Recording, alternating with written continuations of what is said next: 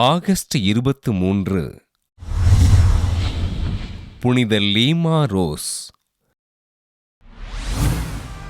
பெரு நாட்டில் லீமா எனும் பகுதியில் வாழ்ந்த கஸ்பார் புளோரஸ் மரிய தே ஒலிவியா பெற்றோருக்கு கிபி 1586ஆம் ஆண்டு பிறந்தார் லீமா ரோஸ். இசபெல் புளோரஸ் தே ஒலிவியா என்ற இயற்பெயரினை கொண்ட இவர் கிபி 1597ஆம் ஆண்டு உறுதி பூசுதல் பெற்றபோது ரோஸ்மேரி என்று தன் பெயரினை மாற்றிக்கொண்டார். மரியன்னையின் மீதும் குழந்தை இயேசுவின் மீதும் மிகுந்த பக்தி உடையவராக விளங்கிய லீமா ரோஸ் அனைத்து மக்களிடமும் அன்போடு உறவாடினார்.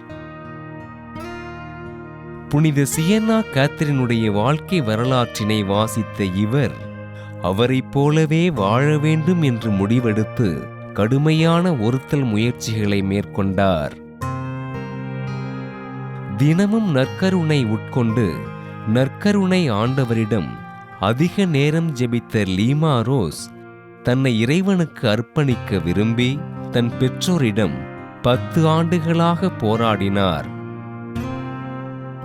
தன் 20வது வயதில் புனித சாமிநாதர் சபையில் சேர்ந்த லீமா ரோஸ் முள்முடி அணிந்து தன்னை கசையினால் அடித்து கொண்டார்.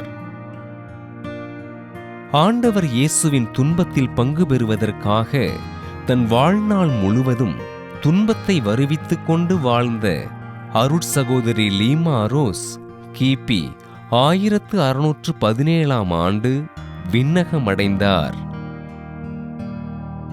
தன் வாழ்நாளில் ஆண்டவரை பலமுறை காட்சியாக கண்டு உரையாடிய அருட்சகோதரி லீமா ரோஸினை திருத்தந்தை 10ஆம் கிளெமெண்ட் கிபி 1671ஆம் ஆண்டு புனிதராக உயர்த்தி தோட்ட பணியாளர்களின் பாதுகாவலராக அறிவித்தார்.